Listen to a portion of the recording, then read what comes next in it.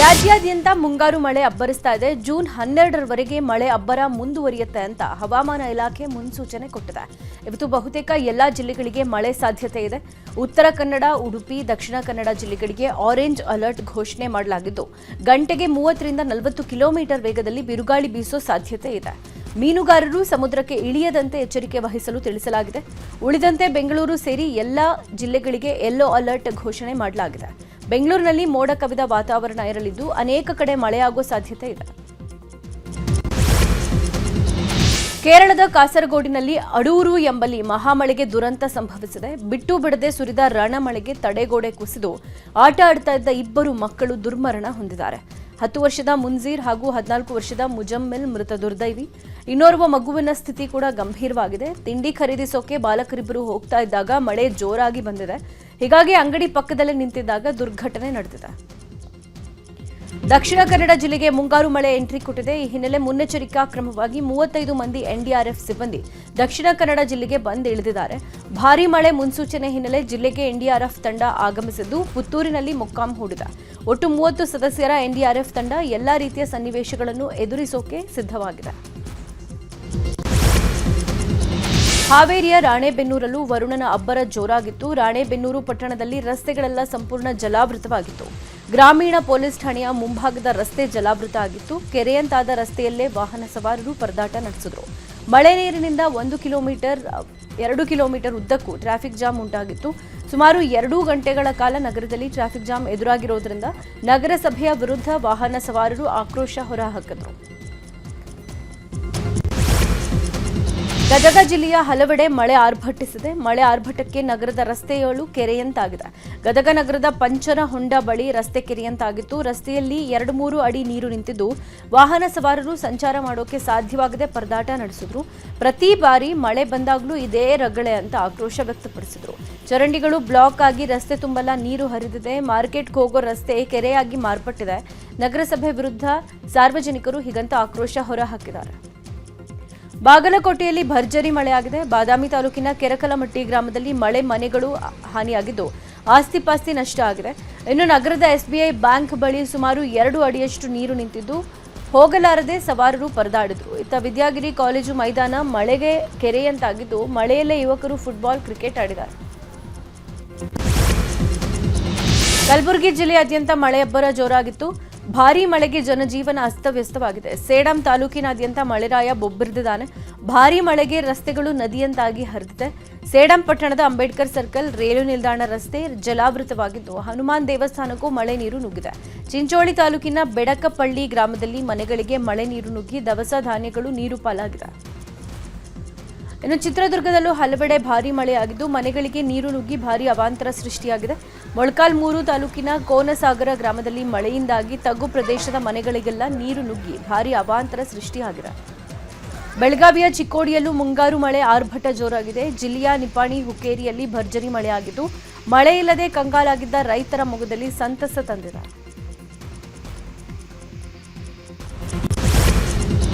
CM ಆದ ಬಳಿಕ DK Shivakumar ಸ್ವಕ್ಷೇತ್ರ Kanakapura ಪ್ರವಾಸ ಕೈಗೊಂಡಿದ್ದಾರೆ. ದಿನಪೂರ್ತಿ ಕನಕಪುರ ಕ್ಷೇತ್ರದಲ್ಲಿ ಸಂಚರಿಸಿ ಕ್ಷೇತ್ರದ ಜನರಿಗೆ ಧನ್ಯವಾದ ಸಲ್ಲಿಸಲಿದ್ದಾರೆ. ಕನಕಪುರ ಕ್ಷೇತ್ರದ 20 ಊರುಗಳಲ್ಲಿ ಸಿಎಂ ಡಿಕೆಶಿ ಭರ್ಜರಿ ರೋಡ್ ಶೋ ನಡೆಸಲಿದ್ದಾರೆ. ಅದಕ್ಕೂ ಮುನ್ನ ಹಾರೋಹಳ್ಳಿಯ ಸರ್ಕಲ್ನಲ್ಲಿ ಜನರನ್ನು ಉದ್ದೇಶಿಸಿ ಭಾಷಣ ಮಾಡಿ ಚಾಮುಂಡೇಶ್ವರಿ ದೇವಸ್ಥಾನದಲ್ಲಿ ಪೂಜೆ ಸಲ್ಲಿಸಲಿದ್ದಾರೆ. ಬಳಿಕ ಕನಕಪುರದ ಸರಿಸುಮಾರು 20 ಗ್ರಾಮ ಪಂಚಾಯಿತಿ ವ್ಯಾಪ್ತಿಯಲ್ಲಿನ ವಿವಿಧ ಗ್ರಾಮಗಳಿಗೆ ಭೇಟಿ ಕೊಡಲಿದ್ದಾರೆ. ನಗರದ ಕೆಂಕೇರಮ್ಮ, ಸಾತನೂರಿನ ಕಬ್ಬಾಳಮ್ಮ ದೇವಸ್ಥಾನದಲ್ಲಿ ಪೂಜೆ ಸಲ್ಲಿಸಲಿದ್ದಾರೆ.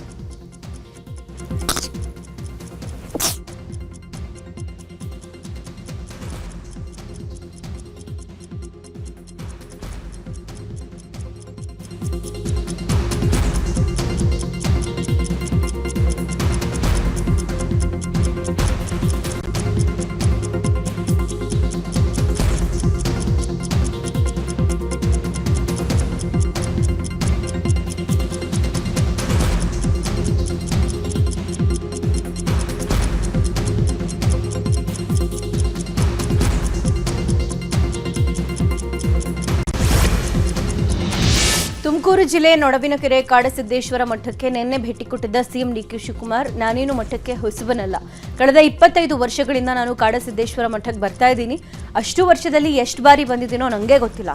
ನಾನು ಪ್ರತಿಯೊಂದು ಬಾರಿ ಸೇವೆ ಮಾಡಿ ಹೋಗಿದ್ದೀನಿ. ನಾನು ಇಲ್ಲಿಗೆ ಬಂದು ಮಾರ್ಗದರ್ಶನ ಪಡೆದು ದರ್ಶನವನ್ನು ಪಡ್ಕೊಂಡಿದ್ದೀನಿ. ನನಗೂ ಸೇರಿದಂಗೆ ರಾಜ್ಯಕ್ಕೆ ಒಳ್ಳೇದಾಗಲಿ ಅಂತ ಪ್ರಾರ್ಥನೆ ಮಾಡಿದ್ದೀನಿ ಅಂತ ಹೇಳಿದ್ರು. ನಾನು ಸಿಎಂ ಆಗಿ ಇಲ್ಲಿಗೆ ಬಂದಿಲ್ಲ, ಮೊದಲು ಭಕ್ತನಾಗಿ ಬಂದು ಪ್ರಾರ್ಥನೆ ಮಾಡಿದ್ದೀನಿ. ಚೀಫ್ ಮಿನಿಸ್ಟರ್ ಅನ್ನೋದು ನೆಕ್ಸ್ಟ್. ನಾನು ಮೊದಲು ಇಲ್ಲಿಗೆ ಭಕ್ತನಿಗೂ ಭಗವಂತನಿಗೂ ಇರೋ ಸಂಬಂಧ ಪ್ರಾರ್ಥನೆ ಮಾಡೋಕೆ ಬಂದಿದ್ದೀನಿ ಅಂತ ಹೇಳಿದ್ರು. ಬೆಂಗಳೂರು ನಗರಾಭಿವೃದ್ಧಿ ಖಾತೆಗೆ ಪಟ್ಟು ಹಿಡಿದಿದ್ದ ರಾಮಲಿಂಗಾರೆಡ್ಡಿ ತಮ್ಮ ಸಚಿವ ಸ್ಥಾನಕ್ಕೆ ರಾಜೀನಾಮೆ ಕೊಟ್ಟಿದ್ರು. ಇದೀಗ ರಾಮಲಿಂಗಾರೆಡ್ಡಿ ಅವರನ್ನ ಮನವೊಲಿಸುವಲ್ಲಿ ಹೈಕಮಾಂಡ್ ಕೊನೆಗೂ ಸಕ್ಸಸ್ ಆಗಿದೆ. ಸಚಿವರಾಗಿ ಮುಂದುವರಿಯೋಕೆ ರಾಮಲಿಂಗಾರೆಡ್ಡಿ ಒಪ್ಪಿಗೆ ಕೊಟ್ಟಿದ್ದಾರೆ. ಹೀಗಾಗಿ ರಾಜೀನಾಮೆಯನ್ನ ವಾಪಸ್ ಪಡ್ಕೊಂಡಿದ್ದಾರೆ. ರಾಜ್ಯ ಕಾಂಗ್ರೆಸ್ ಉಸ್ತುವಾರಿ ರಣದೀಪ್ ಸಿಂಗ್ ಸುರ್ಜೇವಾಲಾ ಮಾತುಕತೆ ಬಳಿಕ ರಾಜೀನಾಮೆ ಹಿಂಪಡೆದಿದ್ದಾರೆ ರಾಮಲಿಂಗಾರೆಡ್ಡಿ.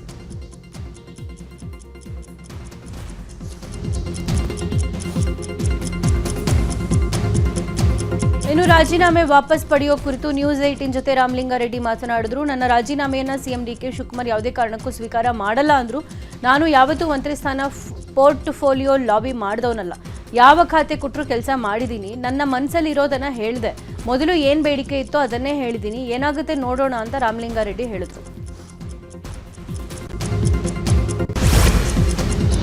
ಕಾಂಗ್ರೆಸ್ ಪಕ್ಷದಲ್ಲಿ ಖಾತೆ ಕ್ಯಾತೆ ದಿನೇ ದಿನೇ ಜೋರಾಗ್ತಾ ಇದೆ. ಬೆಂಗಳೂರು ನಗರಾಭಿವೃದ್ಧಿ ಖಾತೆ ನೀಡದ್ದಕ್ಕೆ ಸಚಿವ ರಾಮಲಿಂಗಾರೆಡ್ಡಿ ರಾಜೀನಾಮೆ ಕೊಟ್ಟಿದ್ರು.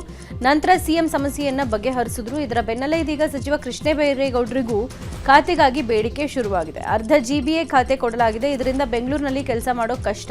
ಹೀಗಾಗಿ ಜಿಬಿಗೆ ಒಳಪಡುವ ಎಲ್ಲಾ ಇಲಾಖೆ ಕೊಡಬೇಕು ಅಂತ ಸುರ್ಜೇವಾಲಾ ಬಳಿ ಡಿಮ್ಯಾಂಡ್ ಇಟ್ಟಿದ್ದಾರಂತೆ.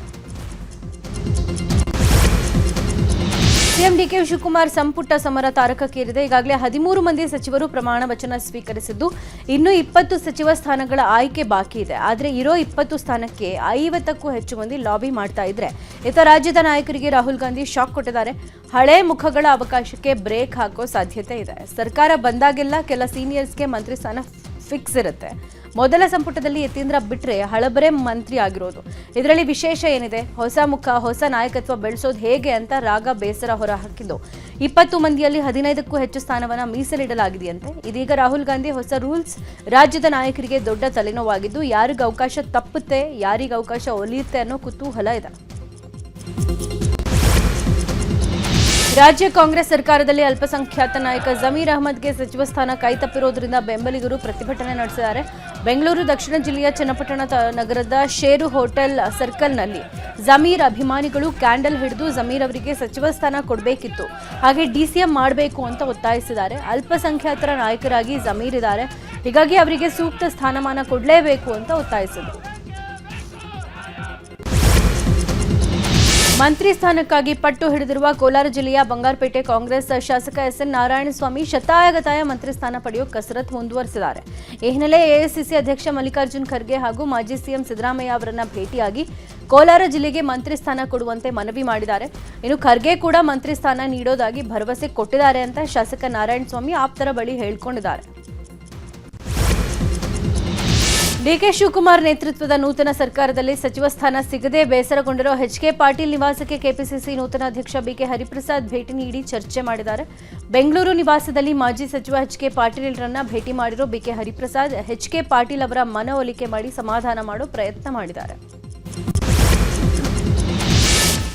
ನೂತನ ಸರ್ಕಾರದಲ್ಲಿ ಅಡ್ವೊಕೇಟ್ ಜನರಲ್ ಆಗಿ ಶಶಿಕಿರಣ್ ಶೆಟ್ಟಿ ಅವರನ್ನ ಮರು ನೇಮಕ ಮಾಡಲಾಗಿದೆ. ಸಿಎಂ ಡಿಕೆ ಶಿವಕುಮಾರ್ ಶಿಫಾರಸಿನ ಮೇರೆಗೆ ರಾಜ್ಯಪಾಲರು ಆದೇಶ ಮಾಡಿದ್ದಾರೆ.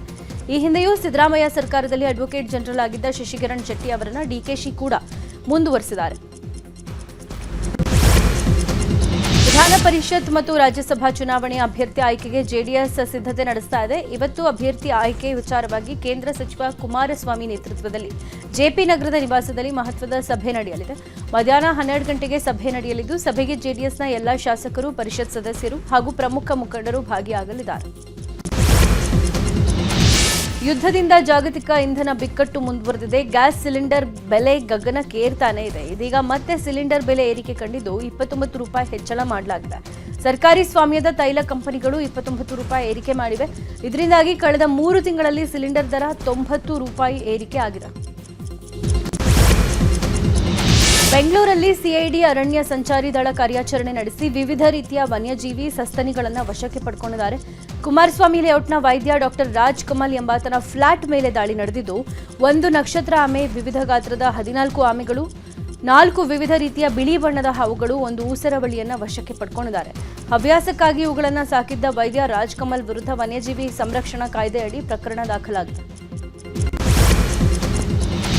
ಬಾಗಲಕೋಟೆ ಜಿಲ್ಲೆಯ ಮುಧೋಳ ತಾಲೂಕಿನ ಲೋಕಾಪುರ ಗ್ರಾಮದ ಸರ್ಕಾರಿ ಆದರ್ಶ ಶಾಲೆಯಲ್ಲಿ ಮಕ್ಕಳಿಗೆ ನೀರಿನ ಸಮಸ್ಯೆ ಎದುರಾಗಿದೆ.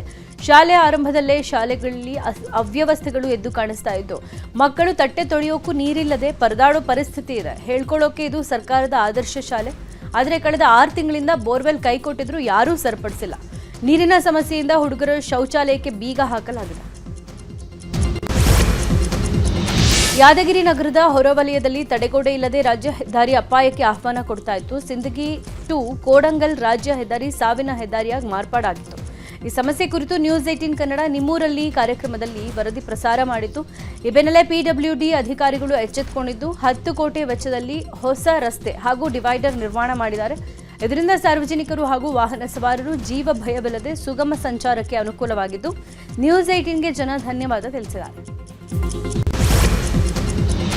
ನೆರೆಹೊರೆಯವರ ನಡುವೆ ಕಿರಿಕಾಗಿ ಮೂಕ ಪ್ರಾಣಿಗೆ ವಿಷಪ್ರಾಶನ ಮಾಡಿರೋ ಘಟನೆ ಬೆಂಗಳೂರಲ್ಲಿ ನಡೆದಿದೆ. ಬೆಂಗಳೂರು ವಿಜಯ ಬ್ಯಾಂಕ್ ಲೇಔಟ್ನಲ್ಲಿ ಘಟನೆ ನಡೆದಿರುವುದು. ಆರೋಪಿ ತಪ್ಪೊಪ್ಪಿಕೊಂಡಿದ್ದಾರೆ. ಆರೋಪಿ ತ್ಯಾಗರಾಜ್ ವಿರುದ್ಧ ಎಫ್ಐಆರ್ ದಾಖಲಾಗಿದೆ. 2 ನಾಯಿಗಳಿಗೆ ವಿಷಪ್ರಾಶನ ಮಾಡಿರೋ ಗಂಭೀರ ಆರೋಪ ಕೇಳಿ ಬಂದಿದ್ದು, ಮೈಕೋ ಲೇಔಟ್ ಪೊಲೀಸ್ ಠಾಣೆಯಲ್ಲಿ ಎಫ್ಐಆರ್ ದಾಖಲಾಗಿದೆ.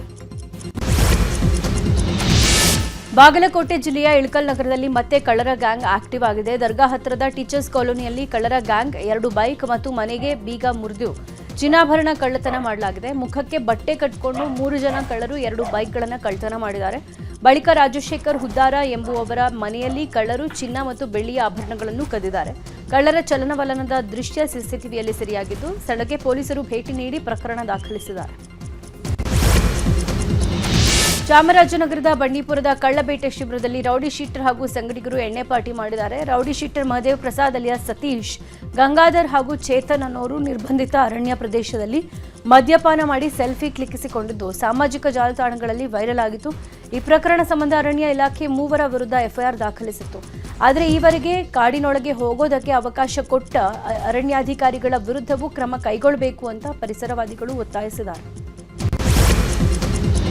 ಬೆಂಗಳೂರು ಗ್ರಾಮಾಂತರ ತೋಟಗಾರಿಕೆ ಇಲಾಖೆ ಹಾಗೂ ಕೃಷಿ ಇಲಾಖೆಯಿಂದ ಬೃಹತ್ ಮಾವು ಹಾಗೂ ಹಲಸು ಮೇಳ ಆಯೋಜನೆ ಮಾಡಲಾಗಿದೆ.